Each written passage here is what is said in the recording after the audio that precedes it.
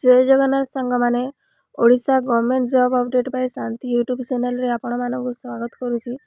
Union bank manager पे बहुत बड़ वैकेंसी रही कौन से एग्जाम होबनी मार्क बेसिस रे आपणकर सिलेक्शन हम मैट्रिक पास +2 पास करथिले अप्लाई कर परिबे किपरि अप्लाई कर परिबे ऑनलाइन अप्लाई करिवे ना ऑफलाइन अप्लाई करिवे सब किछि आज एही वीडियो डिटेल्स रे जणाइबे तापर आपण वीडियो को शेष पर्यंत देखंतु। वीडियो गोटे लाइक करी चैनल को सब्सक्राइब करने को जमार भूलतुनि ता द्वारा आपण नूतन वीडियो नोटिफिकेशन प्रथमे पाई परिबे और जॉब अपडेट आपण पाई निहाती इंपोर्टेंट हेबो। तो देखंतु यूनियन बैंक मैनेजर वैकेंसी पाई कोन सैलरी रही आपणकर 39,000 पर्यंत सैलरी रही जहाँकि बहुत बड़ अमाउंट है +2 पास पाई जेहेतु आपणकर यूनियन बैंक मैनेजर तरफ वैकेंसी रही आपण मैट्रिक पास और +2 पास करथिले आपण अप्लाई करि परिबे एही पोस्ट में। चलतो वीडियो को देरी न करी स्टार्ट करवा।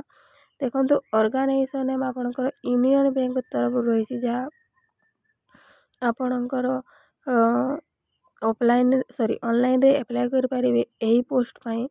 आपणकर पोस्ट नेम रही वेल्थ मैनेजर जहाँकि 250 टी पोस्ट में वैकेंसी रही 5 अगस्त रु स्टार्ट हो सारानी 25 अगस्त पर्यंत लास्ट डेट रही है। आपन ऑफिशियल वेबसाइट है union bank of India .co.in यह है आपंकर ऑफिशियल वेबसाइट। आपंकर देख एजुकेशनल क्वालिफिकेशन कौन आप MBA PG DM PG MDA करेंगे ताहले आप पोस्ट में अप्लाई कर पारे।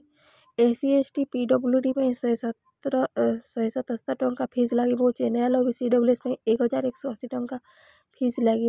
तो सैलरी देखते आप 64,000 पाइबे 64,000 पाइबे। HRA DA CCA medical allowance रही। आप सिलेक्शन प्रोसेस आप मार्क बेसिस रे हेबो डॉक्यूमेंट वेरिफिकेशन हेबो फाइनल मेरिट लिस्ट रे हेबो किपर अप्लाई करेंगे। देखो आप प्रथम ऑफिशियल वेबसाइट को विजिट करेंगे कैरियर सेक्शन रे क्लिक करेंगे और आपंकर सब फॉर्म फिलअप करेंगे सबमिट करेंगे प्रिंट आउट काढ़े। आपंकर 5 तारीख पहला जेहेतु आप लास्ट डेट रही आपंकर 25 तारीख आप जल्दी जाए अप्लाई करूँ। वीडियो टी लाइक करेंगे चैनल को सब्सक्राइब करेंगे बेल आइकन को ऑन करदे ता द्वारा एपरी नूतन वीडियो नोटिफिकेशन आपण प्रथमे पाई पाइबे। तो वीडियो टी केमिति लागला वीडियो को कमेंट करेंगे।